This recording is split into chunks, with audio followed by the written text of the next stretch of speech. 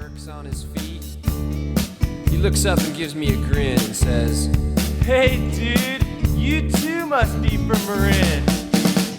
Marin County's A-OK, from Tam to Stinson all the way to MA. Fresh organic veggies in the market every day. The Dennis, Dylan, and NWA. Welcome to the Run TMC Podcast. That is Run the Marin County Podcast, a podcast about basketball in the Marin County. This is episode number 34, and I am Duffy Ballard, and with me is Coach Dave Levine. We have a very exciting episode coming up. We're going to get into some fundraising. We're going to get into some glossary. We're going to talk about a competing podcast and then an awesome interview with our friend David Liss. But first, we're going to banter. So Dave, what are we bantering about? Well, I'm a little disappointed that there was no vocab word. I'm coach. I'm a friend. I don't know. What am I, Duff? You're usually good about that stuff. We've moved on to the point of saying what you're not, and you're not a lagomorph. I'm not a lagomorph. We were just talking about this word. It's a new word. Good. It's a good word. It's animal related. Animal related. Yes. Right. And it's also Easter Sunday related. We're just coming off of Easter Sunday. Okay. A lagomorph, Dave, is a mammal of the order Lagomorpha. So that would be a hare, rabbit, or pika. They're all related. Okay. Is this a reference to my ability to jump? Yeah, right. Exactly. Which you showed off last night in the first adult league game of the year. I was not there, but Dave, you were, and you jumped into the top of the leaderboard with a win last night. Tough, gritty win, from what I heard. Tough, gritty win. The best part of last night was the referee for our adult league game, Duff. Episode 8 guest, Daryl Rory. Oh, that's great news. Awesome ref. Did a great job. Love you, D. Okay, and now let's hit on the Healthy Heart Fundraiser. Yeah, so as we discussed in the last episode, we wanted to do something about to raise awareness and support efforts in our community to keep our community healthy, especially with regards to cardiac disease and the risk for sudden cardiac arrest. There are a lot of good efforts, both nationally, statewide, and locally, but we wanted to really focus on local efforts. So we did some research, Dave. We did some outreach, and we came up with a series of recipients for the proceeds of our Run TMC t-shirt and hoodie fundraiser. And the title of the fundraiser, Dave, is Keep Running the Marin County, a Healthy Heart Fundraiser. Love it. So what we're going to do, so we'll put this link in the show notes as well, and Dave will put it out on Insta. And so you can go in there and you can buy a t-shirt or a hoodie. We have our fire t-shirts, our traditional t-shirts that all the kids love. And then we have a new hoodie, and we have a woman's tee that is a new addition as well. So 3 options on there.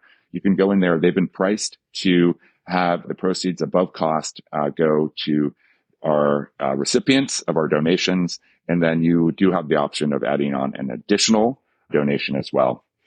And specifically, Dave, what we're looking at is, firstly, contribution to the Survivors Dinner in Marin County, which is funded through the CareStar Foundation. And this is a celebration each year. I've been involved with this in the past that celebrates survivors of a life-threatening condition in which there is a response, usually, from a bystander, from EMS, emergency medical services, and we bring everyone together in this dinner. And the story is told by Mike Miebach, KTVU anchor, and we bring the survivors up on stage. And it's just a wonderful event that not only recognizes the continuity of care across the entire community, but also raises awareness for different ways that we can participate in the health of the community. So that's Survivors Dinner, Dave. And you had a statistic for me that go ahead, share that about if a bystander reacts. Yeah. So this has been fairly well studied, actually, Dave. So if there is a bystander who witnesses a cardiac arrest and they start hands-only bystander CPR, you don't have to do the mouth-to-mouth resuscitation anymore. Just get your hands on the chest and push hard and fast. And if they do that, the chances of survival are actually 3 times higher for that person. That's amazing. So that leads to effort number 2. So the Marin Medical Reserve Corps is a bunch of volunteers, and they do trainings across the county where they actually train people in bystander CPR. They also train in administering Narcan for overdoses, as well as stop the bleed, which is a way of stopping life-threatening hemorrhage in the case of a dramatic event of some sort. So they've been doing this for a number of years. Great group of volunteers primarily. And this is pretty good timing for this effort, Dave, because they're actually going into San Quentin, I believe, for the first time in about a month or so. And they're going to be providing this training to the inmates and the staff at San Quentin. And as you can imagine, the rate of cardiac events in the prison, both among the staff and the inmates, is quite high. The inmates have a relatively higher age and comorbidity burden than many other prisons in the state because they've been around there quite a bit. And then prison guards, have a very high rate of diabetes, hypertension, and cardiac events, just in part because of the nature of their job. So that is an effort that's coming up soon. And what we're going to do, Dave, is use some of the proceeds from this fundraiser to help purchase equipment for the prison so that they can treat this like a train-the-trainer. And in the future, they can do their own trainings as they have new staff come on, do refresher trainings for the inmates. And because the responses to cardiac arrest can take a little while in San Quentin, sometimes just because of the security nature, and that sometimes the difficulty of extracting someone from, a spot that is harder to reach within the prison gates, the bystander response probably even more important in a prison setting than in say, for example, a shopping mall setting. It's great. And obviously connected to our discussion later in this episode with our friend David Liss, who we spend a lot of time talking about San Quentin, and he plays basketball there. So we'll get to that. I won't share anything else because we get into it a lot, but that's a great cause as well. And then the last one, go ahead, Duff. Why don't you tell us about the last one, Dave? I've been talking quite a bit on this episode. Well, the dulcet tones of your voice are pleasing. Dan Dibley will be very happy that we're getting more Duffy than Dave in this one. So the last use of proceeds for this fundraiser will be to potentially, hopefully, fund an AED at the Little League baseball field at Basich School in Kentfield. Our dear friend Sean Cannon passed away of a heart attack. We've mentioned him a couple times. It's still reeling from that personally. And Sean was a very active coach, father, member of the community, and he kind of took it upon himself to renovate the Little League field at Basich. And it's a beautiful field now, thanks to Sean and Greg Livingood and others. So we thought it would be appropriate to have an AED put in at that field for safety. And so that's what we want to do. It's our aspiration. We'll report back as to, if and how we can bring that to fruition, Dave. But yeah, I think the idea is to honor Sean in a spot which meant a place that meant a lot to him and that he put a lot of time and effort into. Yep. And we obviously want to, we care a lot about these causes and raising awareness of these issues and supporting them financially. And then also kind of 2 birds with 1 stone. As we've talked about for months, we've had demand for our shirts, which people seem to like. So this is a way for people to order them directly. They'll get shipped to your home and you're supporting a good cause. And I'm excited about the hoodies as well. So yeah, so the shirts, you can go on there, you can have them shipped directly to your home for a small fee. If you're local, if you want to have them shipped to my house and then arrange to pick them up, that's fine too. You'll save a little bit on shipping that way. So either way, totally fine. And yeah, we'll send out that link as we say. And thanks for bearing with us through this extended fundraising portion segment of the podcast. Yep. Okay. Let's do a quick sponsor hit and then we'll get into our basketball content. We are going to start with our friends at The Hub. And I was in contact with Jerry and Rebecca this week, and they want us to highlight the Backyard Burger. So the Backyard Burger is their special burger at The Hub, and it changes every 2 weeks. They also have a seasonal salad that also will change frequently, I believe every 2 weeks. So right now, for example, the seasonal salad is a Southwest, which has fresh green leaf lettuce with black beans, crispy tortilla strips, shredded jack cheese, herb mix, fresh corn, cherry tomatoes, avocado, pickled jalapenos. That's a little twist, and a chipotle agave vinaigrette. So that sounds good. And then you can pair that with the backyard burger, which right now, these sometimes have clever names. This one's Getting Piggy with It. And it's roasted pork. It's pulled pork with pepper jack cheese, avocado, jalapeno slaw, more jalapenos there, Dave, sliced tomato, pickled red onions, Hub barbecue sauce on our brioche bun. That sounds great too.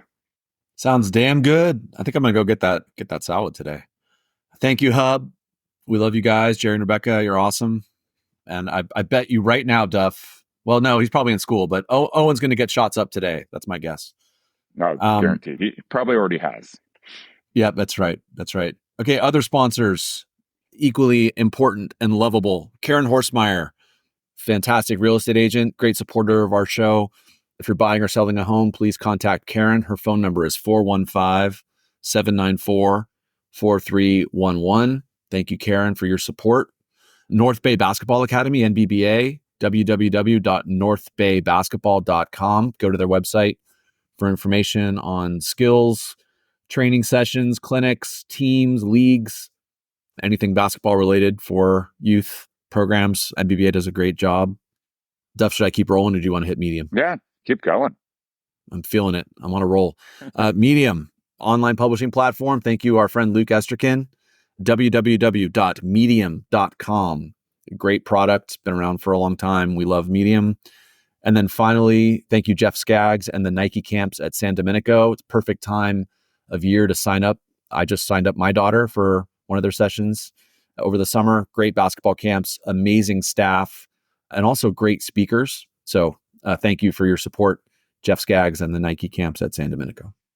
Yep. Thank you to all the sponsors. We appreciate you. And let's get into some basketball content, Dave. Yeah. So Duff, I'll start. We're gonna get into our glossary segment, and Duffy has a great glossary term. But I will point out that I think some of our listeners probably know this. There's a new podcast, Duffy, that's hit the airwaves. Now, you and I are both accomplished basketball players and, fabulous people. If we were to play 2-on-2 against the hosts of this new podcast, I think it would be an interesting challenge. LeBron James and JJ Redick have teamed up to put on a new podcast called Mind the Game. I'll say it's great. I love it. They've released 3 episodes so far. They're about 3 weeks in, and it's a technical deep dive into NBA basketball. And Duff, why don't you talk about one of the aspects of their podcast that's kind of interesting? Well, yeah, so they have a podcast, but it's also on YouTube. So they're doing the Telestrator thing at the same time. Very technical. Starts with JJ kind of running through some details, and then LeBron comes on and they kind of get into concepts. But yeah, good content, really good for the basketball nerd. But after listening to episode 2, which is the first episode I listened to, my immediate thought was, all right, Dave, what do Blockbuster, VHS, AskJeeves.com, and the Run TMC Podcast glossary segment have in common? Go ahead. This is my joke. They were quickly made obsolete by the competition. And in this case, the Mind the Game podcast, I listened again to the first 8 minutes of episode 2, and JJ was in his solo bit, and he hit up 15 different glossary terms in the first 8 minutes, many of which we've covered, Dave, but we did it over 34 episodes. But they got into hedge and blitz and ghost and nail, weak side, strong side. And there are a couple that I actually hadn't heard, like tilt and fire. Like that? Yeah, those were good. But yeah, so a couple weeks ago when I first heard this podcast, I texted Duffy, Tom Poser, a few of our friends, and I said, Duffy and I were doing this 6 months ago. We had the idea of doing this podcast with glossary, and now JJ and LeBron stole our idea.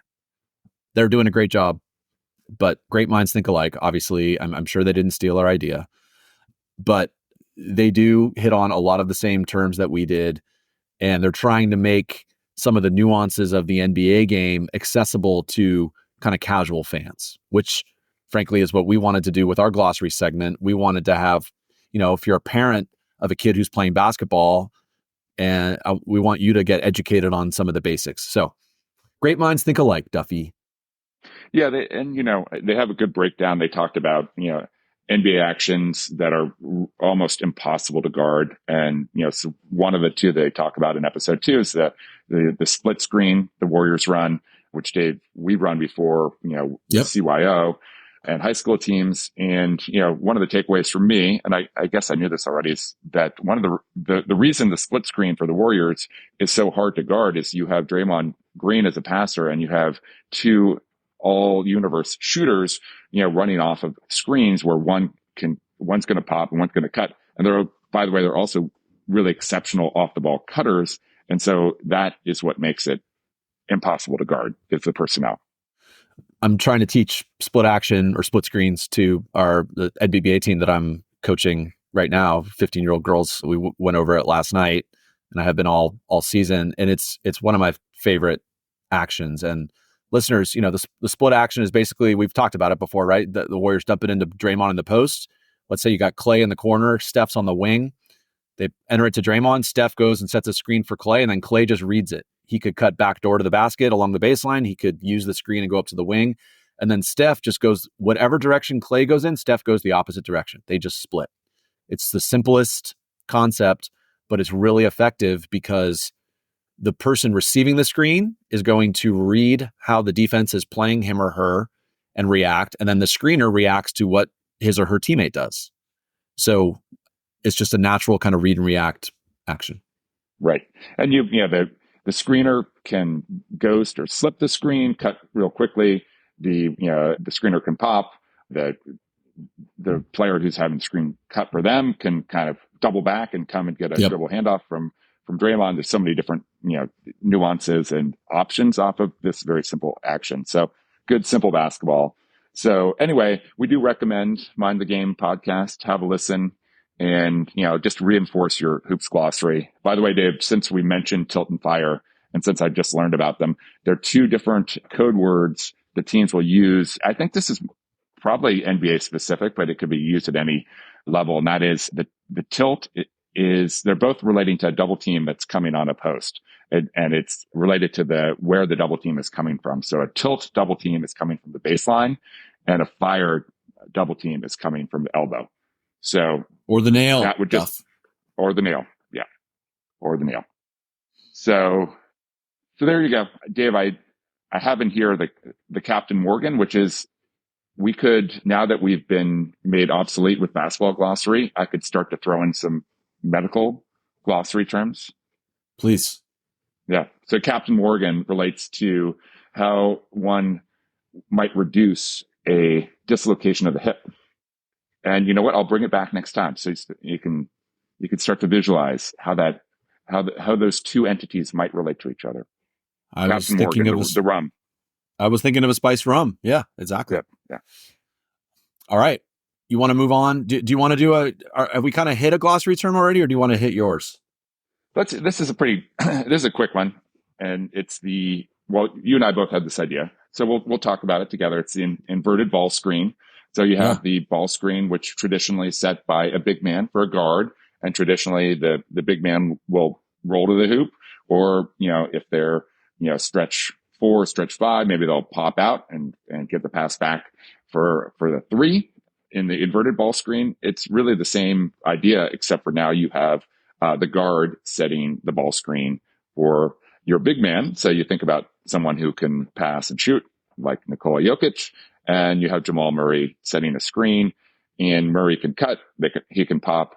Jokic can use the screen, go all the way to the hoop. You have the ability to ghost that screen and do a quick slip to the basket. So a lot of different options, all the different options you have with the traditional ball screen, where the big sets it for the guard. But now in today's game, with bigs who can handle the ball and shoot the ball, it just gives you another look.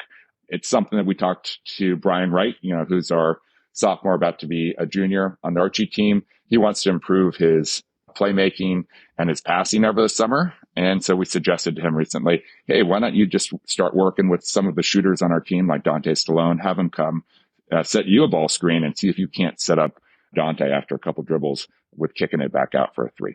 So inverted ball screen. Very good action. Very on point with the modern game. Positionless basketball where the big players are handling the ball and shooting it. Jokic is a perfect example. Giannis is another one. The Bucks run a lot of inverted pick and rolls with Giannis on the ball and then a guard setting a screen. Celtics with Porzingis, right? So really, really good action, and I think a good thing for kids to know about. And then let's see, Dave, did you have a glossary, or do you want to give us a Final Four update? I'll just do a quick Final Four update, and then we can get to our buddy Dave Liss. So obviously the Final Four, the women's Final Four starts tonight. Men's starts this weekend. For the women, UConn and Iowa, and South Carolina and NC State. I've been thrilled to see the support and interest in the women's game. The women's Elite Eight was set records. The Iowa LSU game set viewership records. It was a phenomenal game. Caitlin Clark had 41 points. Duffy, how can LSU go under ball screens with Caitlin Clark? Yeah. KK and I were texting during the game, and now you'll see all over Instagram there are people up in arms about how dumb that was of LSU to do that. But Caitlin Clark, a generational shooter, like a Steph Curry.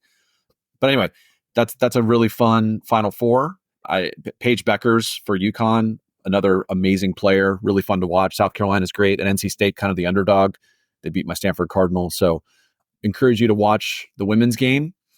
And on the men's side, UConn made it. They play Alabama, and Purdue plays NC State. And Duffy, I saw a pretty interesting statistic here. So first of all, if you noticed, NC State and UConn both in the Final Four, men's and women's. That is the 14th and 15th time, or the 14th and 15th schools to have both the men's and women's teams in the Final Four in the same year.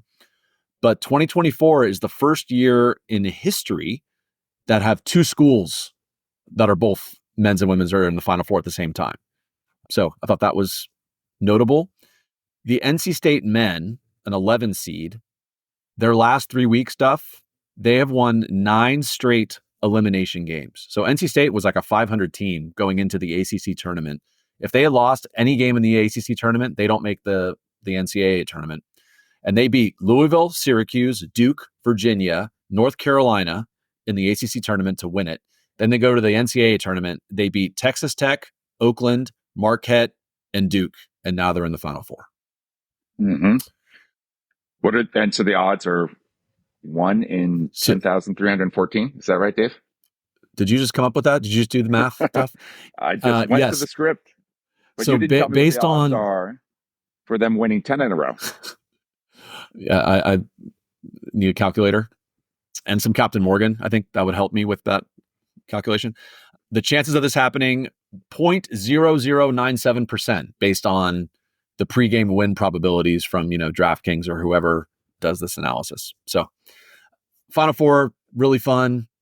Watch good basketball. Kids, watch for split action, watch for inverted pick and rolls, watch for all these terms that we've talked about. And then finally, before we get to Dave Liss, I have a small player control, Duffy. It's not you or me. In the women's Elite Eight in Portland, at the Moda Center in Portland, the 3-point line on one end of the floor was shorter than the 3-point line on the other end of the floor.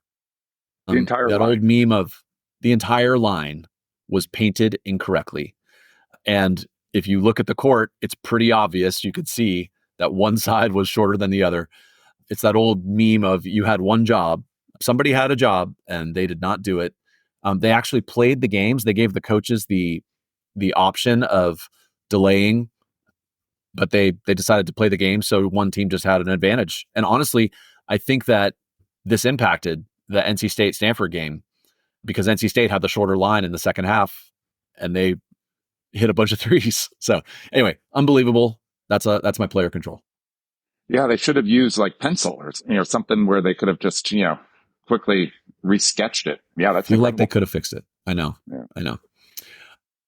All right. Well, let's get to our friend Dave Liss. Sorry, Dave. Long intro here. A lot to cover, but Dave Liss is a great human, and this was a really insightful conversation. He's a really articulate, thoughtful guy.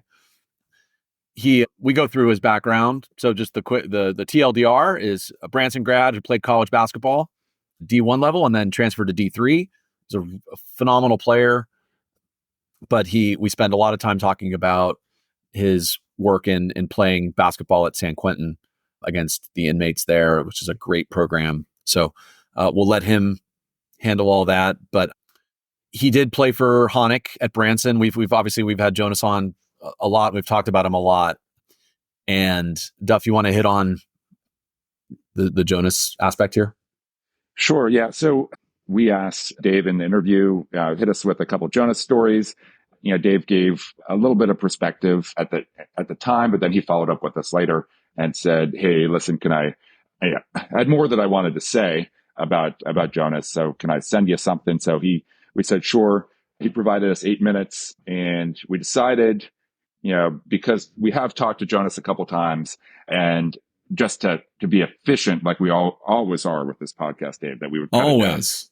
Yeah. So we did trim it a little bit, but he essentially noted 3 things that were exceptional about Coach Redick. You'll hear the first in the excerpt that we included, and then the next 2, I'll just have you mention, Dave, so that we don't completely, leave the listeners. Yeah. So he talked about the first one, which was preparation, which we'll let Dave talk about. The second thing he talked about was building culture, and just that Branson had a really strong hoops culture when Dave was there, and that Jonas kind of set the tone there. But he did mention that when Liss was at Branson, Bucky Chavez was the freshman boys coach, Mike Fulton was the varsity girls coach, Michelle Bravelli was the assistant AD. So number of people we've either talked about or had on as guests. So very strong culture that Jonas, set the tone for. And that related to that, Jonas was great about kind of reading the arc of a season. He talked about how if the team was kind of in a lull and sort of listless, that Jonas would throw in a really hard practice to kind of get them back locked in. If the team was playing tight and a little nervous, he would throw in a practice that was light and just have them get shots up. So he just had a really good feel for what the team needed at that point in the season, which the season, as we all know, can be a slog. It's long. And then the last thing that he pointed out was just that Jonas was genius at teaching the mental side of the game. So Dave had a story about when he was in 8th grade, the first time he saw Jonas coach, he went to a Branson UHS game, and UHS was very good. And that on the sidelines, Jonas wasn't focused on X's and O's or specific tactics. He was focused on getting his team to be strong with the ball, understanding time and score, and more of the mental approach to the game. And that stood out to Dave even as an 8th grader. So really good stuff from Dave. And I think the commentary in this interview about the San Quentin playing with the inmates is really interesting, and something that I encourage our listeners, if you are a basketball player and you're interested, to reach out to us, and we'll get you in touch with the right people, because I think it's a great thing that Dave and his teammates are doing. Yeah, absolutely. And as we talked about in the interview, Dave, my brother and I did go in a couple times, sort of one-off trips into San Quentin to play a game against their their older team. Yeah, their 40-plus team. And it was a really amazing experience. And my brother wrote an article about it for Sports Illustrated that you can look up if you're interested. This is back in 2009. And anyway, it made me sort of feel some remorse that I hadn't gotten back in there and continue to do that, because it was a rewarding experience, both for visitors and it was real clear that it was something that was special for the inmates and was just part of their rehabilitation in a very important way. So we were happy to be able to talk to Dave about this in some detail. Well, let's get to the interview. And since this was an epically long intro, we don't need to do an outro. Enjoy Dave Liss. He's great. And then Luke Esterkin and Stroke 9 will take us out with Marin County. Duff. They will. 34 episodes. Good work, bud. Good work. Yeah, 34 episodes. And now we have our first major fundraiser in progress. And Dave, I will say one more detail about the fundraiser, and that is it's going to run for 3 weeks. So, and then we're going to call it at that point. They're going to send out the shirts. So if you do order a shirt, you have to wait until the end of the fundraiser to have it, or a hoodie, shirt or hoodie. You have to wait till the end of the fundraiser before you get it delivered. So just be patient with us, but we'll get this going, and we'll update y'all on proceeds. And we really appreciate the support from the Run TMC podcast community. All right. And listen to us before you listen to LeBron and JJ. But or listen to us on JJ and LeBron's Mind the Game. That's Exactly. fine. That would work. That is acceptable to me, Dave. That's right. That's right. All right. Take it away, Dave All right. Liss. We're going. Dave Liss. Hello, my friend. How you doing? Awesome. See you. Great to see you.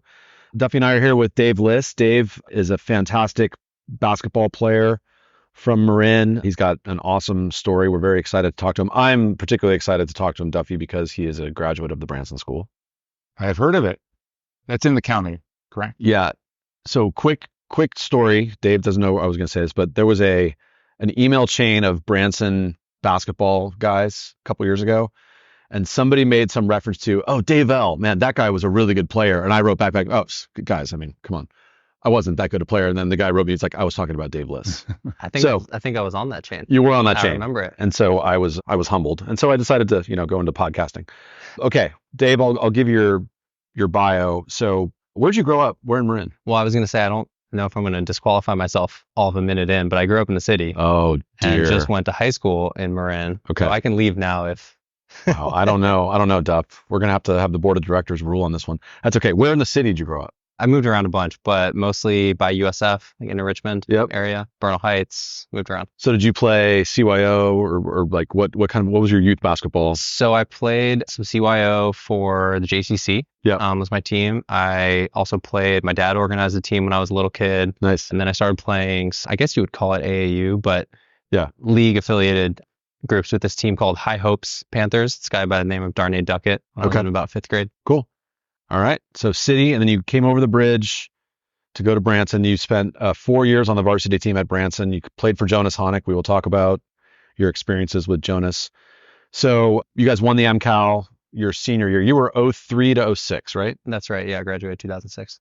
And then you guys had a couple NCS titles, a couple NorCal trips, right? And then you did win a state title. Yeah, we made it one game further every year. So my freshman year, we lost to Modesto Christian in the NorCal semis. Yep. Sophomore year, lost to the same Modesto Christian team, NorCal finals. Finally got over the hump and beat them, same team. My junior year, I made it to the state championship, lost to a team called Price in LA. I was at that game, I remember. Yeah, we were in the game, but we didn't have a lot of business being in the game. and then finally won the state championship my senior year. Very cool. But year over year improvement. And then that started a nice run for Jonas, right? Because Oliver, McNally, those teams were right after you. That's right. So Oliver was a sophomore when I was a senior. Okay. So he won as a sophomore and then also the next two, junior, senior. Awesome. So Dave was first team all MCAL as a junior and then was MCAL MVP as a senior, all state for D5 and North Bay Player of the Year. So these were all things that I was not. I still maintain that we're talking about you on the email, though. Yeah, no. I think it was you. I had a great personality in high school, though. You said you played a bit of AAU for the Oakland Soldiers and the Oakland Hoosiers. I want to come back and talk about your experience there. I think that's interesting. You mentioned that it was kind of a mixed experience for you. And then college, recruited walk-on at Cal. Sounds familiar. So it's just like our friend Alex Pribble.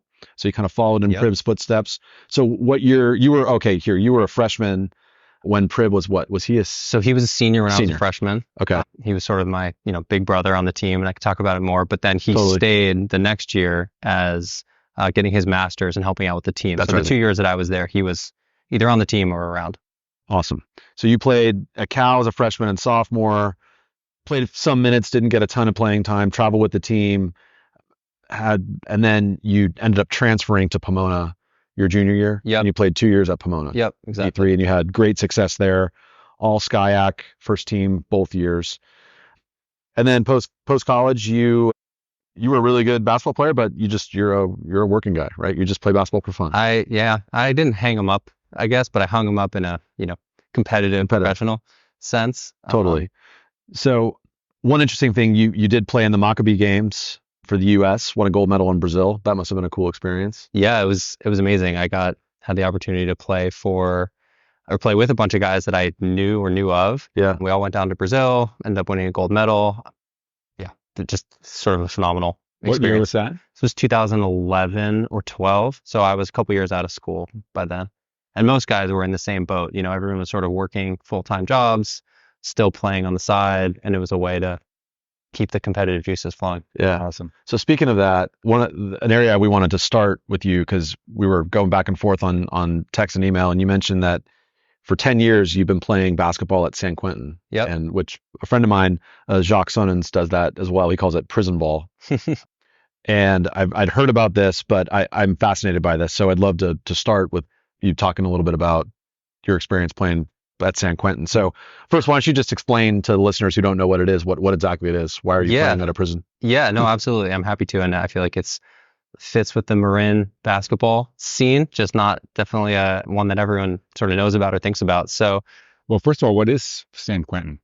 San Quentin is, I don't know if it's a maximum security prison, but it's a substantial security prison. yeah, highly secure prison in California on, this beautiful piece of land in Larkspur Landing. Yes. Right as you're about to go over the bridge to Richmond. The ferry goes by it every day. That's right. Yeah. That's right. And it is very unique as California or US prisons go, insofar as it has a lot of these quote unquote rehabilitation programs, athletics among them. And so for probably 25 years, a group of people based out in the South Bay have been organizing groups of people like myself who love basketball and want to participate in something bigger than themselves to go into the prison every other week during the non-rainy months and go compete against the inmates. And awesome. The games are competitive and lively, and there's a crowd. There are refs who are inmates. There are scorekeepers who are inmates. It's basketball. So how do you, Dave, you have a bunch of guys from the prison playing against a bunch of guys not in the prison, or do they mix you up? No, it's the former. Okay. Yeah. So it's a group from the outside, and there are actually multiple teams that go in. They also do this across multiple different sports. Okay. But there's our team, which we call the green team because we wear green jerseys. Real original name. And branding. Yeah. And we go in and we play against, and there are multiple teams inside as well. So there's the San Quentin Warriors. That's who we play against. Okay. There's also the San Quentin Kings, which are 40 and over team. And so different groups go in every week, and they always have games. And is it a league, like with a league season and then playoffs, or is it more? We treat it as such. So like we keep track of what our record is over the course of again, it goes roughly April to October, November, whenever it starts raining. And we'll get 12 to 15 games in. So you're playing outdoor courts? It's outdoor court. It's outdoor. Okay. Yeah. Outdoor, wind is a factor. Yeah. Sun in your eye is a factor. How are the rims? Are they decent? One of them's good. The other one is the other one you want to drive and go shoot layups on the one. I mean, strategically they go towards the bad one in the first half and then give us the bad one in the second half. And so you got to really stack the lead in the first half to have a chance. That's very cool. So describe your first experience walking into San Quentin and playing. Were you like, holy shit, what am I doing? Or that and then some. Marin is one of the most beautiful, if not the most beautiful places on earth. And you walk into this prison and you go through multiple layers of security. You show your ID, you get stamped. You go through this sort of like a gated area where you close one gate behind you before the next one opens. It's multiple stages. And then finally you walk onto the yard and you round a corner and you're headed downhill to where there's all these athletic facilities, the outdoor basketball court and baseball field and soccer. And in the background is just Mount Tam. And it's this, I don't know, I always think of it as a perspective builder where you've got this incredible beauty, natural beauty around you. And then this scene in the foreground that most people that live in Marin don't get a chance to see or experience or have any involvement with. And yeah, it is as different a scene. Yeah. The outer sort of Marin versus the inner San Quentin as one can imagine, but is kind of amazing to be a part of. What level of security do you go through when you enter into the facility? Well, before you even enter in, you go through weeks of getting cleared where they run your ID and look for any sort of background, anything. Sure. But once you're cleared, there's a gate at the front where they check your ID. You have to be on the list. There's a second gate once you get into the sort of the parking lot to get into the actual prison. Check your ID. They give you a stamp. That's how they know who can be let out. Right. Basically. Right. And then you go into this cell where you have to show your ID while the gates are closed on both sides. Right. So that no one can make a run between one gate and the other. Wow. And then after that, you're in. Okay.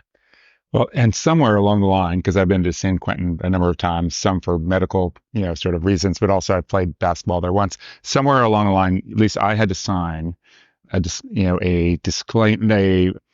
piece of paper which said that if I were taken hostage while in the facility, that there would be no negotiation. Did you have to sign that as well? I probably did, and I should probably know what I'm signing better. That's probably part of it. You definitely have to write your name. It's one of those like time logs. Yeah. But whether or not I signed one, they definitely make a point every time you're going in to go through what the protocols are. So if there's an issue or if there's a safety thing or if there's a whistle blown, what do you do in those circumstances? You also, you can only, I say we call ourselves the green team because we wear green jerseys, but that's because green is one of the colors that you're allowed to wear. And there are a bunch that you're not allowed to wear. Right. Duffy, I think they just didn't want to negotiate for you. I think everybody else they were fine to negotiate for. The other thing I recall very, clearly is the instruction that if a horn goes off while you're in the yard, that means that all of the inmates are supposed to drop to the ground and then they will count them. And there are people up above with their with automatic weapons. Right. But as a visitor, they want to have an accurate count. So you don't drop. You don't drop, which seems like a bad idea to me. It's a good memory. Kind of like Simon Says, but different. No, you're spot on, and it happens maybe every other time we go in that there will be either an incident or a possibility of an incident, and they ask everyone to get down.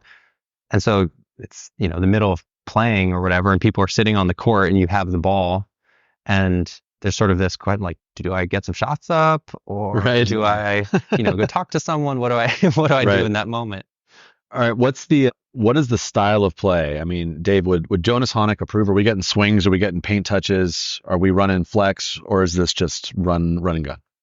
Jonas would, within reason, approve. Okay. He wouldn't approve of how many turnovers and, maybe quick shots there are. Right. But there's some ball movement. There's some inside and out and pick and roll. The style of play, it really varies based on the day. Like if it's a windy day, you're not getting a lot of people shooting up from the outside on either end. And it's all about sort of dumping it into the post and letting the big guys work. How good are like the teams that the San Quentin teams? Some guys are very good. They're like high school, top high school level players. Some guys that played in, junior college or maybe would have if they had the opportunity. Yeah. No one that's, a sort of out of this league dominant, at least that's in now. When there was a guy that got out probably 5 years ago who ended up getting a tryout with the Santa Cruz Warriors. Oh, cool. That's awesome. Very strong, dominant, like he catches the ball 6 feet from the basket and he's just putting you in the rim. Right. So yeah, guys are talented. I remember the Warriors I think still do this, right? Like Bob Myers and those guys. They go in every year. Yeah, which is awesome, and it generates a lot of publicity for it. Like the Warriors this past year brought in, I think, Draymond and Chris Paul and Kuminga. They tend to bring in the guys that are on the team for the first time, right? So they brought Chris Paul in. Yeah. And they always do a little, YouTube documentary, something about it, which is great publicity for it. Right. But then every other week, us normal green team guys are in there. Yeah. All right. This is a very Duffy question. What happens with a medical emergency while you're playing? So I've never experienced one, to be honest. I've never experienced a medical emergency or some sort of safety issue. People have talked about them, but I've never actually experienced one, thankfully. Yeah. So would you recommend this to friends to do it? I can't recommend it highly enough, honestly. And, I was talking to the two people that organize it and have for 25 years, Don Smith and Bill Epling, wonderful people. I was mentioning to them that I was going to come on this podcast and I was going to talk about San Quentin. And they said, people that are interested in finding ways to participate or donate to there are ample opportunities. We also are looking for players. Like I got involved because some people that played at Claremont when I played at Pomona had gotten involved in the program and they roped me in. But a lot of them have aged out and moved away, had kids, et cetera. So like we're looking for new talent.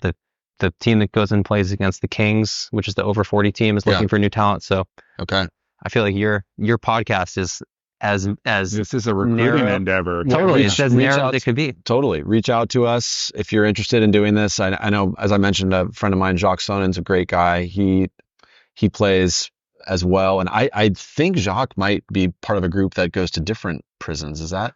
Well, so that's a relatively new, as I understand it, a relatively new endeavor where they're trying to replicate the programs that have worked at San Quentin. Yeah. And bring them around to different prisons. Yeah. I haven't participated in them, but I think there's one in Folsom maybe that they've tried to roll it out to as well. So yeah, I mean, the more, I don't know, I have, not to get preachy, but the level of like rehabilitation and people being given second chances and all of that that I've seen in there, I think is really special. And if that can exist in other similar institutions, all the better. Awesome. Well, very cool that you do that. I think what a fascinating, great thing. Yes, Duffy. I have more questions about this. Go.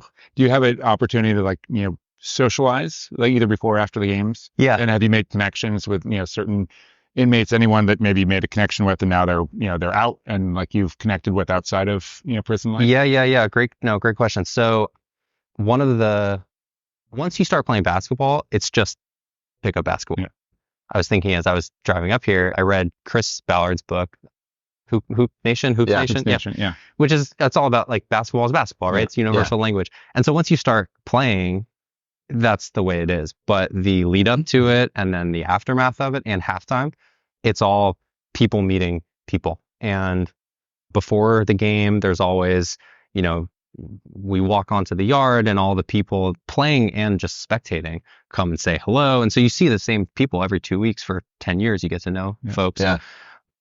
The start, like before we actually start playing and at halftime, somebody from the inside, somebody from the outside shares what's going on in their life, like who they are, what their life experience is. And so usually people from the outside, if they're new, if it's their first time in, they'll be asked to sort of say, hey, I'm Dave, this is where I'm from, this is why I'm here, blah, blah, blah. And then someone from the inside will reciprocate and do the same and say, to the group, here's who I am, here's what's going on in my life. Oh, I just had a kid. I just, whatever it is. And so you get to know these people and their backstories as more than just That's great. an inmate. And then to your point, getting to know people and developing relationships, like guys, one of the really wonderful things over the last 4 or 5 years is that a lot of the people that we had built relationships with have gotten out. Awesome. Yeah. And a lot of us have helped, write letters to support them going to the court and getting out. We actually, this would have been maybe 3 years ago, a bunch of guys had gotten out in sort of the same window, and we organized a pickup game outside. Oh, nice. Where we could go play, green team against San Quentin Warriors, but outside. That's really cool. And so, yeah, it's a special community. And I think probably in no surprise because of, or in large part, I should say, because of the basketball program and things like it, people stay out of prison once they're out, right? And you don't see the same types of sort of people going back and forth and back and forth, right? Yeah. That you see in other prisons. So yeah, anyways. And some of them don't know if this is still true, but 3 strikes, you're in prison for 20 years. Like that was the population. Some of them didn't even really realize that like a drug, minor drug, purchasing or counts selling as a strike. Counts as a strike. And then you're 3 and you're in there for, pretty long period of time. Yeah. And I mean, I wish I knew the legal side of it better than I do, but I think a lot of the sort of historical ramifications changed in the last 4 or 5 years, whereby people that had been in for 3 strike policies for 15 years, for in the grand scheme of things, nothing, were let out, which is right. The right thing for someone who's sort of proven their ability to rehabilitate. Yeah, and my understanding also was that it was an incentive. Good behavior would allow you the privilege of being out in the yard and playing in these games. And, if you, obviously someone on death row like Scott Peterson's not going to be out there, but for others who had felony charges, whatever, good behavior would allow you to play. And maybe that's just modeling the behavior that will continue both in prison and afterwards and allow for rehabilitation. So really cool program. Yeah. And I mean, there have been people as part of our team that, work in some sort of job where they're able to make an introduction to someone who, has developed a set of skills while in prison and is able to apply that. And it's people have landed jobs, people have landed internships. Like people have sort of landed on their feet, not because of the program, obviously, or because of basketball, but to some extent. Very cool. So glad you do that. And reach out to us if you have questions or want to get in touch with Dave. For a small fee, we'll give you his. One more question, Dave. Duffy, go. Tell us a little bit about your experience with the inmates being the officials. It is, in my experience, highly dependent on what's transpired in the last 2 weeks, right? So it'll be the same officials this weekend versus 2 weekends from now, let's say. But if in the interim there was an argument, they all play in a basketball league against one another, maybe there was like, oh, this person's team beat ours, all of a sudden the calls will either all go our way or none of them go our way. But I experience it being more about the refs, who are also inmates, relationships with the players on the court than trying to do us a solid or get back at us or something like that. Yeah. In the grand scheme of things, I mean, look, they're not the best refs I've ever been on a court with, but in the grand scheme of things, it's a fairly even match. Nice. All right. I do have more questions, but I think we can move on. Like you're going to adjust the interview to his basketball career. We're going to bring it over to Dave Liss. Has some stuff to talk about. Yeah. Great. Back in the day. Let's do it. Okay. First of all, we'll set the stage. So Dave played for Branson, played for Jonas Honeck. As we said, a very demanding, detail-oriented coach, a great coach. We've had him on multiple times. So you leave Branson, you go to Cal, you're a recruited walk-on. You walk on campus, you literally walk onto campus. What's that like for you as a freshman? Well, growing up, I'll say in the Bay Area because I can't say in Marin. Right. And Cal always being sort of in the backyard, playing in the Pac-10, the idea of being under the bright lights, traveling with the team. Like I was in the clouds, right? I couldn't have imagined being part of that type of experience. Did you know going in that you had a spot on the team, or did you have to earn a spot on the team? So very similar for people that have listened to Alex Purble's interview, this will be a little bit repetitive, but I can't imagine a better interview to re-listen to. Yeah. I had met the coaching staff in the summer between my junior and senior year. With Branson, we played a tournament at Cal, and I played particularly well there, and I got seen, and they basically said, look, we're not going to give you a scholarship, but if you get into the school on your own, you'll have a spot on the team. And this was Ben Braun. It was Ben Braun and Louis Reynaud, which is the same guy that Alex mentioned. Yeah. Yep. And so I got onto campus and started playing pickup with the guys and developed some relationships with the other freshmen, the other incoming freshmen. And then I had to go through a formal tryout. Okay. Along with some other people that had been tagged as, recruited walk-ons, as well as just some students that wanted to play. And so how many made it? Actually a lot. I think there were 5 my year. Oh, wow. That made the team, and I think 4 of them stuck around. Cool. So not everyone made it all the way through all 4 years. Yeah. I transferred away, some guys dropped, whatever. Some guys, I think one of them was a senior at the time when he made the team. He had tried out and gotten cut, finally made it. Rudy type story. Totally. Yeah. But yeah, they ended up taking a bunch of us that year. So this is an audio medium, not a visual medium. Dave, how tall are you? I'm glad it's an audio medium. I am 6 feet on a good day. Let's put it that way. All right. So you're a point guard. Yeah, very much. You're a ball handler, shooter. Yep. Should we get the Daves up and do a head-to-head comparison? I'm 6 feet. Well, I was. Who's taller? I was going to say, who is taller? I call myself 6 feet, so we'll see. This is going to be a crunch time question, Duff. Dave Levine has the hair. I got some hair height a little bit. Yeah, it's balding in the back, but it's high up top. Okay, you make the team. Describe a Ben Braun, Lou Reynaud Cal practice versus a Jonas Honeck Branson practice. Well, I'm just hyping up all of your former interviews. For people that have listened to Jonas's or know Jonas or played for Jonas, I mean, he is as meticulous as it comes. Sure. You always have the yellow notepad. Totally. And I'm sure he was in this room with the yellow notepad. Yep, absolutely. So I was used to the highly structured, highly thought through practice, not just roll the balls out and play. Yeah. If anything, there were ways in which a Branson practice was more structured than a Cal one.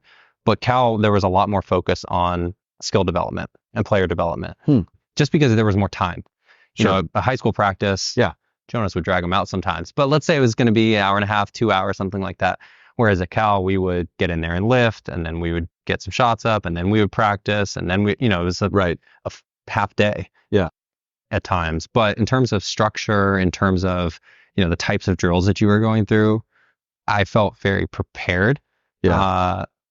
By playing for Jonas at Branson. And that's kind of the point, right? Like, and I think that we're lucky in Marin that we have really good coaches who prepare. You see the kids who go on and play for college. I hear that a lot, particularly from, whether it was Danellen or Honik or Tavani, these guys who, Mike Saya, Rick Winter, great coaches. When they went and played in college, kids went and played in college, like, this is fine. I'm used to this stuff, because these practices, Ashley Saya on the girls' side, right? Like they're college practices.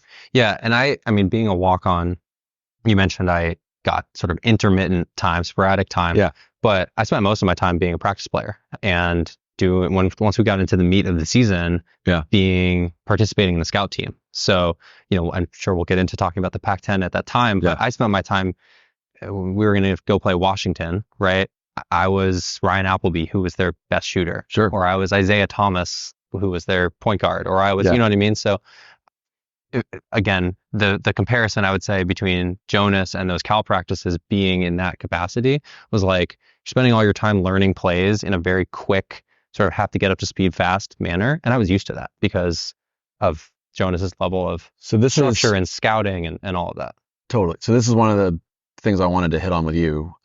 And it's, I mean, in a different way, it's a lot of what I did with the Stanford team. Like, the reason I was selected as the practice player, I was not the best player there were a bunch of guys who tried out, but believe it or not, Duffy, I was not the most talented. But I remember Amy Tucker, the assistant coach, saying she liked me because, like, I was setting the back screens and I was feeding the post when I was supposed to, and I was cutting where I was supposed to, and I was playing help side defense. So the little things. So when they said to me, Dave, we're playing USC this week, and their point guard, pulls up left, she dribbles left and pulls up a 15-footer, and then she doesn't follow her shot. Like, they give you these little guidelines, and they know that I would do it. Sure. And it would be fine. Now, I suck as a player, but at least I would do what the player, what they needed me to do. Sure. You were a really talented player, so at your level, I think, having walk-ons like you help that team. Even if you're not getting a lot of minutes in a game, what you're doing in practice is making the team better. Certainly, yeah. And, I was obviously vying for time, right? I wanted to try to see the court as much as I could, but some of it's funny, as I think about my 2 years at Cal, some of the most fun memories are being, fill in the blank player. And I mentioned Ryan Appleby. Like, why is that name still in my head all these years later? It's because the instruction was shoot, pull up, don't have a conscience. Exactly. And if you made it, the other team had to run. And if you missed it, the coach would say, well, Ryan Appleby's going to make it. And then they would still have to run. So you can't lose. Ultimate power. You're right-handed, correct? Yeah. Dave? Did you ever have to be the best player who was left-handed? I never had to play left-handed, but I would try to model some tendencies where possible. Now I can't get Washington out of my mind, but Isaiah Thomas, point guard lefty, Justin Dentman drove left a lot of the time. So anyways, I would try to model some tendencies, but it wasn't like I was shooting. I'm just thinking out loud here, but if I'm like a program like Cal and I have recruiting walk-ons for a scout team, have a left-hander, have a lefty, right? Sure. Because, I mean, like our Archie Williams team, we didn't really have a scout player left-handed, so we would have to take our best right-handed player who also had a bit of a left hand and tell them to play a little bit more lefty. I think righty lefty is a big one, and it was interesting. Two of the walk-ons, myself was a righty, and then another guy was a lefty. Also, like same size, sort of different skill sets. He was a little faster and quicker, and I was a better shooter. But the righty-lefty thing was real, and then also depending on sort of the skill set of the players involved, either he would play the one, I would play the two, or vice versa. Just, again, trying to emulate what guys were going to do. Now, you could be Kirsten McKnight, who broke her right hand in high school and then was all league, scored double digits as a shooting left-handed, as a right-handed player. You could do that too. That'd be hard to do, I think, though. It would be hard. Okay, so 06 to 08, when you're in the Pac-10, you listed out some of these names. I should have done more research on, but so this was the Pac-10 at that time. Russell Westbrook and Kevin Love were at UCLA. James Harden was at ASU. Robin and Brooke Lopez at Stanford. Isaiah Thomas at Washington, OJ Mayo at USC, Aaron Brooks at Oregon. I'm sure there's many more. So this was a loaded conference. It was, I mean, UCLA went to the Final Four 3 years in a row, and it was 2 of those years. Yeah. I also think it was a period of time where the Pac-10 was the best conference in the country in terms of, number of teams it was sending to the tournament. So the 2 years I was there, I thought we were good. We beat a bunch of non-conference teams. We had some good wins. But we finished ninth, right, both years, and never made the tournament. Well, I mean, you didn't even mention I'm sure Arizona was stacked. I can't think right Chase now. Buttinger was there. Jordan, every team had NBA players. Yeah, and most of them had multiple. So that's fun for you. So did you get in any of those games? Yeah, I played. I played against USC. Played against Arizona State. Played against Stanford. Career high. What was your career high at Cal? I scored 8 points in one game, and I think my career total was maybe 20. Right, so it was a lion's share in one. Still, that's pretty good. You probably remember each of those buckets, right? Of course I do. Yeah, it was a unique situation. This was an early season game where our starting point guard and our backup 1, 2, 3 or something like that were all hurt. Yeah, and I had been playing well in whatever scout team sort of preparation leading up to that, and morning of the game, we were going through shoot around, and I found out I was going to start. And I remember calling my dad. Both my parents went to every game when I was at Cal and high school. Yeah. I remember calling my dad and saying, hey, make sure you show up on time. Because I didn't know if I was going to start and then play 4 minutes or something. I ended up playing 37 minutes. Oh, that's awesome. Basically playing the whole game. It was a team where the matchups, I could match up very well, and they actually played a system that was not that dissimilar from Branson. A lot of pass and pick away and whatnot. So I was like, I know this like the back of my hand. Exactly. I can play against this. That's really cool. So best player we're going to get to crunch time later, but I'm just curious, so in this, any notable players you guarded who were like, oh, geez, this guy's good? The first one I remember was Gabe Pruitt. Played at USC. USC, of course. Played for the Celtics for a brief period of time. I just remember him he probably wasn't the best that I played against. Darren Collison might have been right up there, or Jordan Farmar, but UCLA. Yeah, both from UCLA. But I just remember his level of sort of shiftiness, and there were a lot of moments. Actually, I should probably mention the two guys that I guarded most often in practice. Jerome Randall was our point guard. Oh, yeah, right. And Patrick Christopher was our shooting guard. Yep. Both my year. Both saw a lot of time starting as freshmen, and it was a pick your poison situation. If I was going to guard Jerome, he's the quickest player I've ever played against. So fast. No close second. And then Patrick was this, 6'4", 210, just chiseled, great shooter. I couldn't guard either one of them. Right. And Christopher got time in the NBA?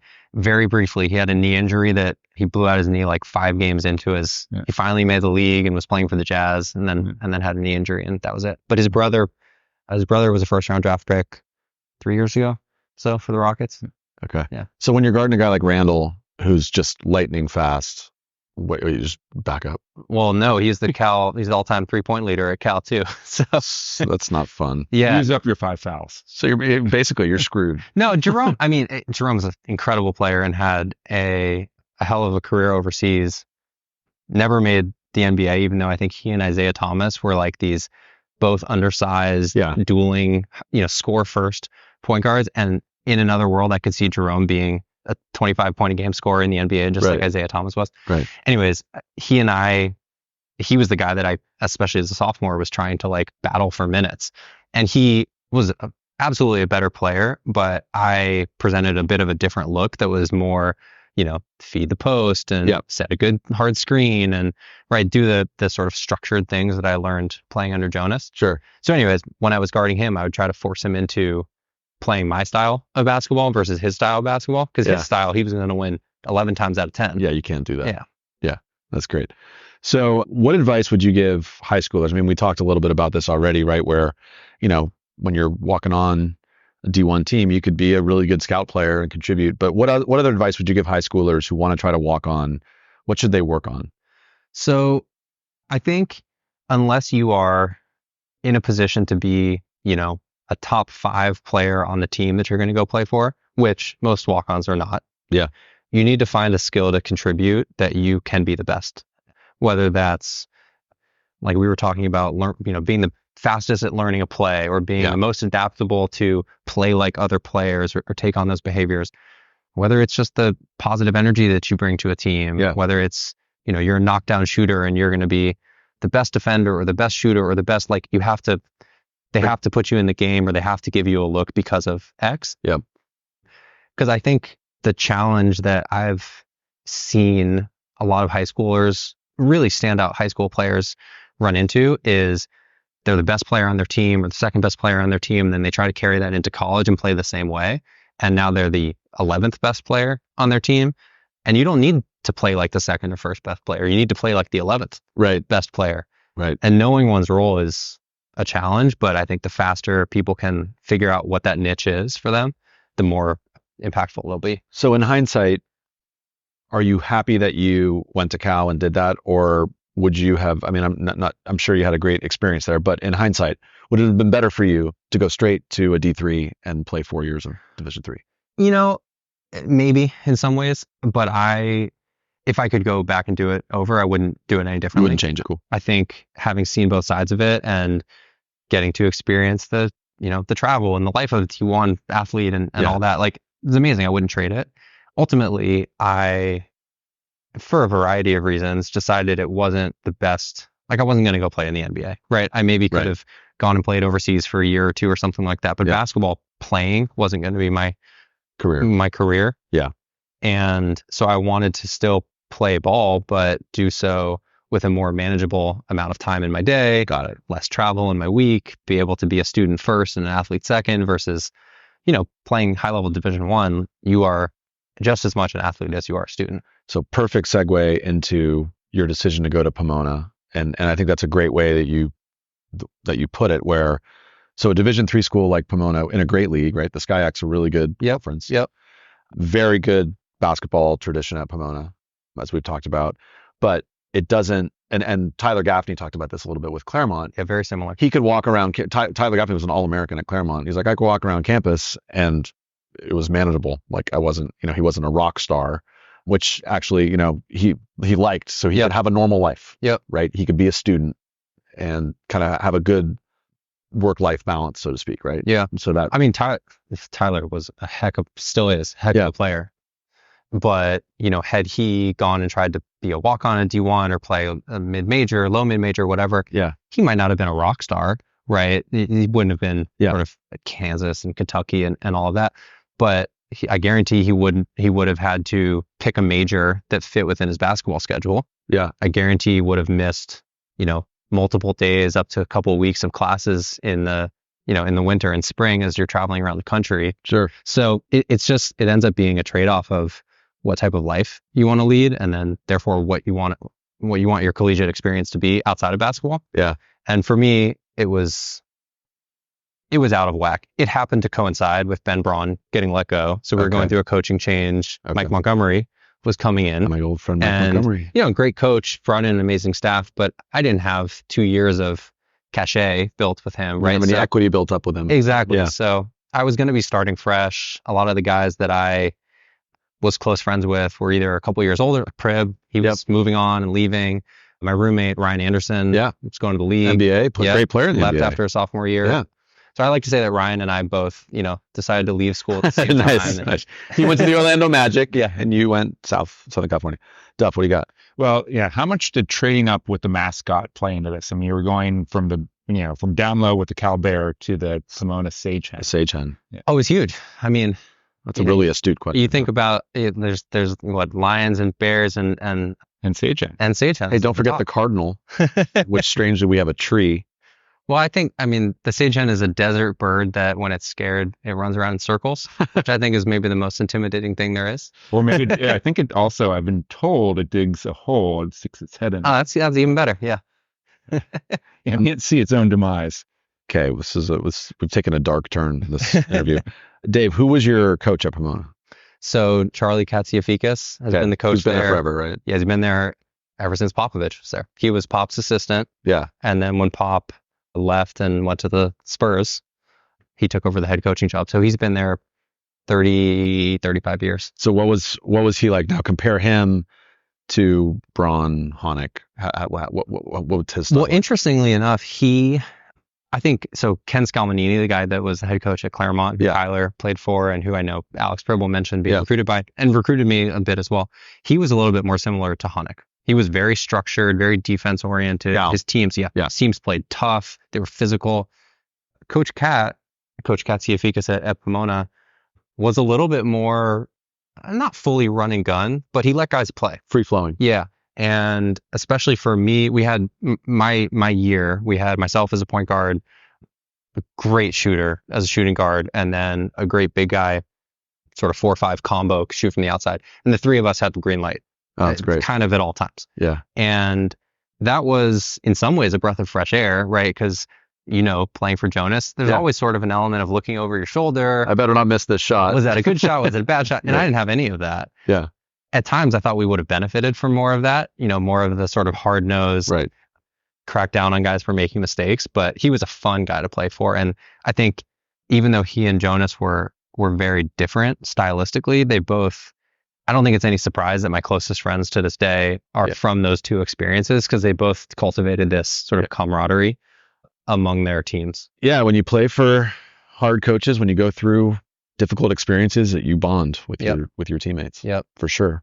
That's funny. My next question was which coaching style best suited your play. I think you just sort of answered that. That's interesting. Well, it really is varied though, because I think Jonas's style clearly paid off in terms of, we won a lot of games and won MCAL and all that. But I like to go up and down. And so it was also interesting that, and I assume you've seen some of the more recent Branson teams play. Yeah. Right. And even when Jonas had his second run through it, he adjusted his style to his personnel too, right? There's always that foundation of, and actually we haven't released our second interview with Jonas. We will this week, right? By the time this interview is aired, our second interview with Jonas will be out. Yeah. But Jonas was talking about how in the college game, there used to be system coaches, right? Mm-hmm. Just this was their system. And the players that came in, you got to play my system, right? The classic one with Bobby Knight. Bobby Knight had his system. Sure. And he would recruit players specifically tailored to his system, and they would play a system. And if they didn't play a system, they weren't playing, right? Today, it's not really that way. You don't see as many system coaches. In the college game particularly, because a lot of the really good teams, players leave after 1 or 2 years. Sure. So it's really hard to have a system, right? But you kind of need to adjust to your personnel. So when Jonas got more athleticism later in his later years at Branson, they were running a lot more. Yep. Yeah. No, I did see that transition. I did see this year's team play. Yeah. I probably wouldn't have been the one bringing the ball up with TT Carr at the helm. Like he would have had the ball in his hands, but I would have loved to stand in the corner and shoot, right? So I definitely would have. I think I would have thrived in that system, even though I absolutely credit all of the success we had at Branson to Jonas's system and his ability to totally agree. Teach guys how to actually play basketball, not just run to a spot and run a play and be a robot. Teach them how to play, don't teach them plays. Yes, Duffy. I was going to ask this question earlier. We've talked a little bit about how, as a coach, you put in plays and how you teach to the scheme, but we haven't really talked on this podcast yet about, as a player, when you're taught a new play, how do you best sort of, ingrain it and then replicate it quickly? And so you mentioned at Cal that you were picking up the plays pretty quickly and you're able to do it on the scout team. What was your technique for that? Well, at Cal and in high school, we watched a lot of film, a ton of film, and they would break it down, by the player, when I was at Cal, I'm sure they still do this, and it's probably even more sort of technologically sophisticated, but after every game that I actually saw meaningful minutes in, I would get a clip down sort of look at all of the plays where I was a relevant participant, offensively or defensively. And I would have to sit with the coach and watch that. Wow. And so imagine that for someone that was playing more regularly than I was, right? They were spending a lot of time breaking down film. Yeah. And I think that's a big component of it. The other thing, I guess, offensively is Jonas would always talk about teaching reads, right? So you run a certain play or you run a certain formation in order to get a guy in a certain spot. And then it's about what read makes sense. And you're reading defense, you're reading angles, you're reading. And I just thought he was phenomenal for every person's position and every spot on the floor and every part of that action, teaching people the array of options. And, it takes a level of sophistication to be able to internalize all of those options and read and react in a real-time situation. But you drill it over and over and it gets through. Were you actively, I can't say I see players doing this, but maybe some should, or maybe all should. Were you going home and scheming things out as a player Not or visualizing it? not in. It's funny you bring that up. Not in high school or college as much, but when you're in class and you're in middle school and whenever you're doodling, I found a bunch of my middle school and elementary school doodles and whatever, and they're all basketball plays. They're That's like, awesome. Here's the paint, here's the 3-point line, and here's a bunch of X's and O's. Oh, that's great. And, I credit probably most of that to my dad. Like, my dad was a player. He was a coach. He sort of taught me the game and taught me how to read it. And Jonas evolved that, and then Braun evolved it, and Coach Cat. But I think I grew up from a pretty early age with that, like, read and react style. So discuss the level of play in the SCIAC and the D3 conference, and how does that compare to the Pac-10? I mean, obviously, we've talked a lot about athleticism, speed, very different at the Division I level, but I assume you're playing some really good players. I think skill level, pretty comparable. Yeah. It's pretty hard to disentangle skill from those other things, athleticism, speed, strength, all that, but just raw, shooting ability, passing ability, dribbling, like pretty similar. And I think the high, I obviously played Division I. Our power forward center, this guy Justin Sexton, absolutely could have played Division I. Yeah. There are guys that, regularly from that league. A bunch of guys will go play overseas when they graduate. So it's the cream of the crop of that league is, I would say, Division I or low Division I material. Okay. The average player or, the end of the bench, not quite as skilled and wouldn't see their way into a Pac-10 roster, obviously, but they're everyone certainly knows how to play and is above a certain level. Would you get decent crowds at your game? No. We got great crowds at the Pomona Claremont game, which is, this cross, you guys both know it, but this cross street rivalry that's super unique. And we would fill up those gyms. There's a picture of my senior night, which was not a Pomona Claremont game. It was, I don't even know who we played. Yeah. And there's like 3 people in the background of the photo. Just all of us seniors on the court. It's your parents. Getting flowers, and it's 3 students in the background. Yeah. So no, we did not fill up gyms. I gotcha. Well, so let's do a quick shout out. So current Marin kids playing down there. We got my boy Peyton Malarkey. Yep. Is that Pomona? Yep. Charlie Treen from Redwood, right? Is that Pomona? We've got Josh DeVore, who's going to be a freshman at Cal Lutheran, who had a really good year this year. Yeah, Cal Lutheran. Cal Lutheran, really good. Yeah, I heard like one of the best defensive teams in the country. So yeah, and then on the girls' side, there's Alexa Greenwood is also at Cal Lu. She's an MC grad. So we've got Hannah Golan from Branson is playing at Point Loma Nazarene. So that's D2, but some really good Marin kids down in that league in SoCal. Nice. Very cool. Yeah, I knew Peyton was there. I'm glad to see there's a Marin contingent keeping it thriving. Totally. All right, Dave, you got to give us 1 or 2 good Honic gems. Any favorite memories from your Branson days? To me, there are sort of three things that all these years later still stick with me.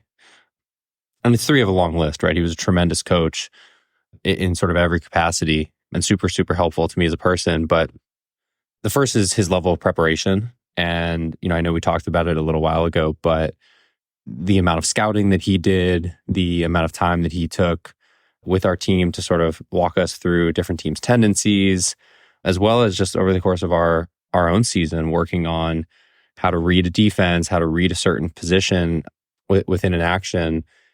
I always felt like we would start every game up 6-0 or up 8-0, all because of his coaching, right? So came down to crunch time and you've got a pretty even game between 2 even teams. I always felt like we had the advantage because we were more prepared, and that started with him and the amount of time that he put in, both with us and behind the scenes, watching other high school games, college games, programs, kind of across the board. And that was great as a basketball coach, but I also think there are some pretty important lessons to be had there about doing your work early, right?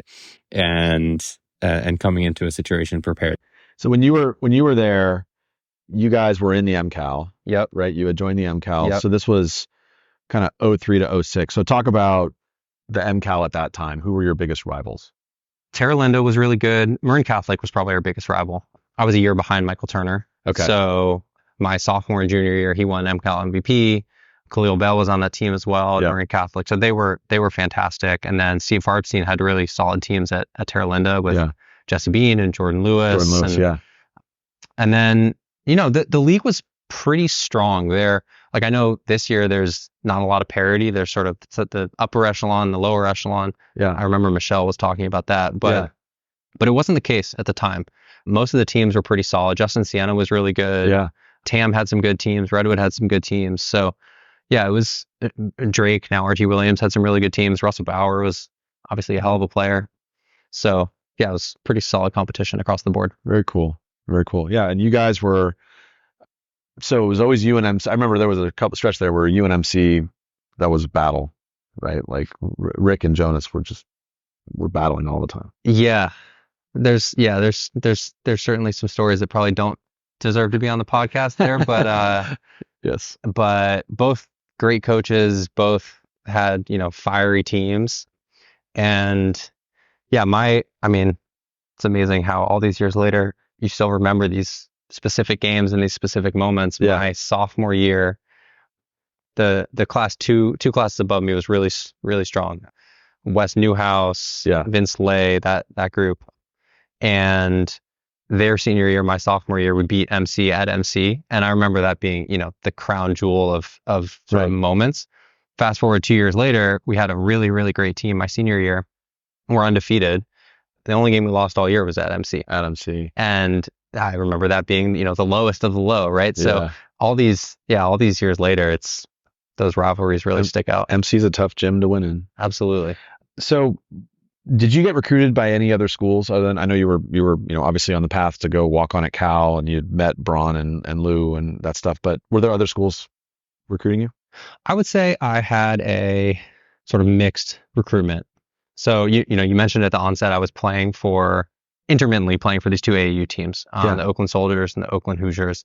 And my game didn't fit with AAU. Like AAU was whoever gets the rebound is coming down and they're most likely, and I wasn't getting any rebounds. So I was never getting the ball right. And my game was all about setting guys up and making the right play, knocking down an open shot.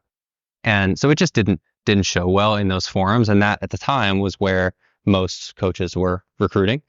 So I got some looks. Kenyon College, a D3 school, really good D3 school, actually, where Shaka Smart went and played. Totally. Was recruiting me pretty hard. I got some looks at some IVs. Pomona honestly didn't look at me that hard at the time. I think, they sort of have a certain number of applications that they could stamp, and they just didn't happen to stamp mine. Claremont was, but it's such a crapshoot. And I actually, sort of funny recruiting story. My dad went to Columbia, and I always thought I wanted to go to Columbia and go play basketball at Columbia. And the coach there at the time, Joe Jones, really good guy, they had some pretty good teams, was recruiting me, but in hindsight, not recruiting me all that hard. Right. I wasn't his number one guy. But at the time, you don't know that. You're getting a letter from a college, and you're just like, oh, well, I must be. And Columbia's D1 Ivy League, so no scholarship. No scholarship, right? but Division One and very competitive. Yeah. And, they're recruiting me and talking to me, and all of a sudden, the communication sort of drops off the map. And I don't know. I'm in high school. I'm 17 years old. I don't know what happened. Come to find out that they recruited some other guy. And as a competitive 17-year-old, you sort of have this notion in your mind of who this other guy might be. And, I'm better than him. Oh, you learn his name. And you start to hate that person and build up this image. Anyways, lo and behold, I come to meet the guy a bunch of years later and we become friends, find out that he has the exact same sort of recruiting image story. He really wanted to go to Davidson, was getting recruited, then it dropped off the map because they got another point guard step. Okay. So, it's just, it's all a crapshoot, and that's great. And so through 6 degrees of separation, you got out recruited by Steph. Yeah. The ball bounces a couple different ways, and I'm out there averaging 25. Sure. Of course you are. And what you say, well said about AAU, that style of play sometimes is challenging. That's why we often ask about style of play for different clubs. I think that's gotten better to some degree as club basketball in AAU has become even more prevalent now than it was before. So you have more variety. But still, the bottom line is you're in a gym at a tournament and there's a bunch of coaches there. Players want to be noticed. What are they going to do? They're going to shoot. Sure. Well, I remember you guys talked about this with Rick Winter and I think some others as well. The idea that high school ball and AAU ball and skill development is all sort of combining into one, or at least it's more connected than it was. Whereas at the time, I had the choice to play in this very structured, Yeah. use 33 seconds of the 35-second shot clock environment with Jonas, Right. or go, run and gun and probably don't see the ball with the Oakland Hoosiers or Soldiers or whatever Right. it was. And Right. they couldn't have been more different. And thankfully they are coming a Yeah. little closer together, because there are definitely benefits of those. You get to play outside of your comfort zone. You get to play in all parts of the country. There's a lot of benefits in Well, playing. it was interesting talking to Jake Vasquez too, Jake and Kevin, which was a really fun conversation. Jake was talking about, he played for Jalen Green Elite, Mm-hmm. and he and Kevin were saying that the level of talent was just insane in these tournaments. And he wasn't getting the ball a lot, but what he did notice was he could stop some of these guys. Sure. So defensively, you're guarding elite players and you're containing them. That gave him a lot of confidence. Sure. Yeah. I mean, it sort of goes back to what we were talking about earlier around how you can add value as a walk-on. It's just a little bit of a different situation playing, going from being the best player on your high school team to the 8th player on your AAU team. Yeah. Maybe instead of being a ball dominant, score first guy, you become a defense first, make the right pass, whatever. Totally. And it is hard. At least my experience of it was hard to jump between those two. Yeah. But it is a skill. Yep. Well, as a guard, rather than get the rebound and come down and shoot, you could get the steal and come down and shoot, right? Did you think about that, Dave? No, I did not. I can't say I spent a lot of time playing defense. Get in some passing lanes, Dave. Yeah. Come on. I have too many friends that like to call me Ave because there's no D in Dave. Nice. I can't say I was coming by a lot of steals. Playing good help side defense. There you go. Yeah. Sure. That's my approach too. I always claim in good help What side Duffy defense. calls zone. I claim I was a great help side defender. I'll stand by that, and I'll bring Jonas in here to back me up. I was not a great on-ball defender, but All right. Dave Liss, we've reached crunch time. The moment we've all been waiting for. Favorite gym in Marin? I got to say College of Marin. That's where we played our home game. Great answer. Is this our first College of Marin answer, Duffy? I believe so, yeah. I happened to have most of my best games there. It was big enough and we would fill the stands. The other bigger gym was Redwood, but I could never shoot at Redwood because of the backdrop behind the. Yeah, I had some of my worst games at Redwood, whereas Calm, I felt like I was pretty consistent. Great answer. Okay, toughest player you ever played against, Marin? Michael Turner's probably the right answer. I don't know if he qualifies as Marin, but Justin Siena had a guy named Chad Lickow, who I think set the MCAL record at the time, may still stand for points in a game, 57. Did he play in college? He got recruited somewhere and then sort of flamed out. I remember that some name. sort of situation. Okay. He was a phenomenal scorer. Okay. He was a year above me, so 2005, and I think at the time was averaging 31 points a game. Who's leading the state in scoring? It was like him and DeMarcus Nelson, who ended up playing at Duke. Duke, yeah. So how about defensively? Who could shut you down? Could anybody shut you down aside from Turner? Well, Michael Turner didn't guard me. Khalil Bell guarded me, and he did a pretty good job. Khalil's good defender. Jesse Bean. Talk about physics. Jesse Bean did a good job. Tara Linda threw a lot of different looks at me. A bunch of physical guys that Jesse would guard me sometimes, and then they'd throw these like very physical guards at me. Archie Williams did the same thing. Like Dave Garangelli. Very physical guard, would sort of get in my shirt, and that was I was a very skilled player, but I was not the toughest kid on the court, and so I think coaches picked up on that and chose to guard me a certain way. Yeah, Jesse Bean still even over 35 league, because he just graduated to over 35 league. He's still pretty good at grabbing the shirt. Yeah, even if it's someone like 15 years older than him, he's still grabbing the shirt on every. He plays on our arch nemesis, the White Shadow. Their team's very good. We play him in the championship every season, and yeah, he's tough. Well, you guys have mentioned him a couple times on this podcast, but I had the luxury of not having to be guarded by Xander McNally because otherwise that would have been my answer. Right. Miserable. It's giving me post-traumatic stress. Okay, toughest player you ever played against overall? So you mentioned Gabe Pruitt, but yeah, are there others? I mean, like I said, the Pac-10 was incredibly stacked. At the time, we also, we played against Kawhi Leonard and we played against big names. The best player during my time at Cal, just in terms of how they played at the time, Michael Beasley from Kansas State. Unbelievable player. And he only had sort of a mediocre NBA career, but absolutely. Is he still in the league? I think he still is. Is he? Yeah, he bounced around some, isn't? Yeah. He's. We'll look it up. He'll have games, or has had games. Right and look it up. If only there was a way we could access information quickly, Duffy.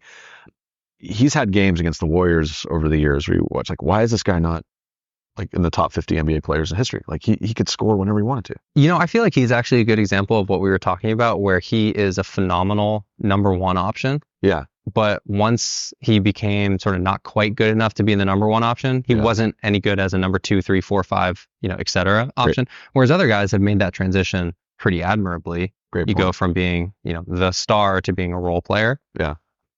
But he was unbelievable in college. I don't see him in the league anymore. Okay. Favorite quote about basketball from a coach? Well, I got to give it to Jonas. And the two that come to mind are do your work early, which I think you may have talked with him about, so I won't belabor it. But then know your personnel. That's the other one that he would always get on guys for. And, I remember you throw a amazing pass on a fast break to a center that has no business getting the ball at that time. And it's like, no, it's not that person's fault for bobbling the pass or not knowing what to do. You got to know your personnel. Dave, you have not heard. So listeners, our second interview with Jonas has not aired yet. We literally, I think I said that exact sentence because Fulton and I talk about this all the time, that the passing the ball to a center on the fast break at half court, that's not knowing your personnel. Yeah. Wait till that player gets down to the block, then you give it to him or her, and then they can score. I mean, literally till that same exact. Well, yes. Oh, go ahead. Oh, I would like to add, if I may, a few additional bonus crunch time questions. Oh, we're not done. Okay, but I have a couple, so I can't wait. Don't close it out. Never coming back. We also, by the way, we need to measure who's taller between the two of us. I was just gonna on the know your personnel thing. I all through high school, we would drive and you'd find the big guy by dumping a little bounce pass or whatever. And I remember getting to Cal, and our starting center, Devon Harden, 6'11", built like Dwight Howard. Don't throw it at his feet. Well, that's exactly what I did. I threw a good sort of, perfect bounce pass. Yeah. And I remember the coaches, I don't know if it got through or not, but I remember the coaches getting all over me for it. It was like, that's not the pass you throw. You got to know your personnel, right? You want it up high. You throw that up, you throw it to the rim. Yeah. Yeah. So that was part of the learning experience. Nice. Duffy, go ahead, ask your questions before I ask my closing restaurant question. All right. Well, yeah. All right. So it is March 20th. Oh. And the March Madness starts tomorrow. So your final 4 picks. Well, can I say every team and then have you slice it together? Yeah, exactly. That's perfect. Post. We can edit it in post. Yeah. I think UConn looks great. I also think Houston looks great. I promise I won't say all the 1 seeds. Did you see? He's going to mix Arizona. Did you see what Iowa State did to Houston, though, in their conference championship game? I did not watch it, but I do like Iowa State. Iowa State beat them by 30. Yeah. What the hell just happened? Yeah, Iowa State's tough. They're strong. Yeah. They're in a different. This is not your final 4, Dave. This is his. I think Iowa State can't help myself. I can look it up. I just sent it the other day. So you got UConn, you got Houston. I have. And then you got Purdue's bracket. You got the Midwest, which is Purdue's the number 1 seed. Tennessee's number 2 seed. No, I have Marquette beating Houston. Okay. Yep. If Marquette stuff. The guy's name who I can't think of, Kolip. Yeah. If he comes back. Kolek. Yeah, Kolek. Yep. I have UConn, Marquette, Purdue, and then I honestly was all over the map on the other bracket. I took Baylor, only because I don't trust. I grew up a North Carolina fan, but I just perennially don't trust them. Yeah. And I love St. Mary's in that bracket, but I couldn't take them to the Final Four. Anyways, ended up with Baylor, process of elimination. 3 seed, I think. Yeah, that's right. 3 seed. Yeah. Okay. Do you have other questions, Duffy?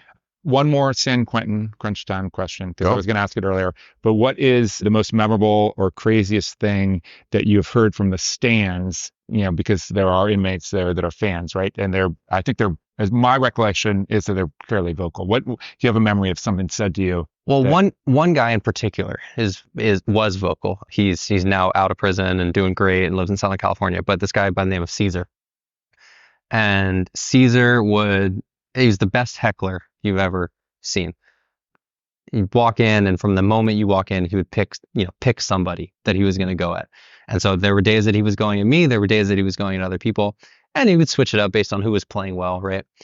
But all these guys wear the mid-length compression shorts now, right? That go past your knee or above your sock, but past your knee. And someone was wearing those in that day. Maybe it was cold that morning. I don't remember. And he, the entire game, wouldn't shut up about, oh, wearing yoga pants into prison, thanks for the view, blah, blah, blah, blah, blah. Like just incessant. That's awesome. And I don't know if it affected the outcome one way or the other, but it's definitely entertaining along the way. That's good. Awesome. All right. This isn't totally a crunch time question. It's a crunch time confirmation. Hanek told us your Greg Popovich story. Is that true? The treadmill. That's true. That is, he told it as well as I could. Love it. In fact, when I was listening to your episode with him, I sort of could tell the Popovich story was coming up, and I didn't know where he was going because I had forgotten that story. There's another good Pop story. Do it. So I used to live in near Laurel Heights, in San Francisco, and there was a brunch spot 2 blocks from my house that we would go to for coffee and whatever all the time. And one day I get a call from my roommate who also played at Pomona. It's like, hey, Pop's in this place. And so I think I was on my way back home. So I race back home and I throw on my Pomona Pitzer sweatshirt and I casually walk over to the coffee shop. I just happened to be, Popovich. Oh, interesting. I look at my sweatshirt. I played at Pomona. And so, we're chatting up. I think this was the first time I met him. So before the treadmill interaction. And, we're chatting, and keep in mind, I live 2 blocks away. I grew up right in the neighborhood. As I've now outed myself, I'm from San Francisco. And we're just making conversation. And I guess he has a house in the area because he spends a lot of time in the off season there. He loves wine, as is well documented. And so, we're just sort of making conversation. He said, I live in the neighborhood. I come here all the time. And I asked where, which I thought was a normal question, right? Like, I know the area, know the area. Where do you live? And he sort of he's got very big hands. He puts his hands on my shoulders, like these mitts on my shoulders. And he goes, Dave, I can't tell you that. Like, I'm going to come to his house or something. You're a stalker. That's great. I love it. All right. Favorite Marin restaurant? Even though you're a city guy. No, yeah. Takeout has to be Comforts. It's got to be Comforts. Great. Have you actually ever eaten a meal in Marin County? You've got to go over the bridge. I'd say Comforts or Soul Food. Yeah. Okay, good job. Wait, that's a great question. Are you a San Francisco snob? Like, are you like, oh God, if I want really good burritos, I got to go to the city? No, absolutely not. Okay, good. Absolutely not. You're a man of the people. Yeah, man of the people. And then I would say, to sit there and eat there, less about the food, but the experience. Sam's and Tiburon. Sam's, love That's it. where my wife and I got married last year at Sam's. Congratulations. And yeah, can't pick a better spot. We also got married in Tiburon, and our post-wedding hanging and drinking was at Sam's as well. Well, you're good. Okay, last question, Duffy. Let's see who's taller. Stand up, Dave. Here we go. It's more of a Duffy's going to confirm. Adjudication. I'm going tiptoes. Back to back. I am. What do we think? Wow. Jeez, it's got to be. He's adjusting for hair. It's got to be Levine by just. Wow. That's right. An inch, yeah. Well, I guess I won the email interaction. But That's right. Let's look at the shoes. Let's also look at career scoring averages. All right. Well, Dave, this has been super fun. You're a good man. And again, really appreciate what you do playing at San Quentin. I think that's an awesome thing that you do. And I love that you're on here promoting it. And we will recommend people look into it. And God bless your wife for allowing you to do it. Yeah, exactly. Well, she's the athlete in the family. She played college field hockey. And so she, sort of gets the athletic drive. Thank you guys. I mean it when I say I listen to every one of your episodes, and I love the nostalgia that you bring and the coverage of the current season and whatnot. It's been so fun. I mean, all my friends, like I said, I'm still very close with the whole Branson crew that was sort of my age. Nick Price, Ryan Duck, Wes Newhouse, all those guys. Like, we all listen to every episode and talk about it. And oh, good. I think the guests that you've had on, Poser, Michelle, Mike Fulton, Jonas, like you're sort of, I'm in the center of this bullseye. So I absolutely love it. We eat it up. But awesome. Yeah, well, appreciate what you guys are I know doing. you said you just got married, down the line when you have some kids, and then down the line further when you start coaching your kids. Go back and listen to all these because you'll find they're useful when you're coaching. Yeah, little coaching nuggets. That's totally, great. Totally. Awesome. Thanks, Dave. Cool. Thank you guys. Burke's on his feet. He looks up and gives me a grin and says, Hey, dude, you too must be from Marin. Marin County's A-OK, from Tam to Stinson all the way to MA.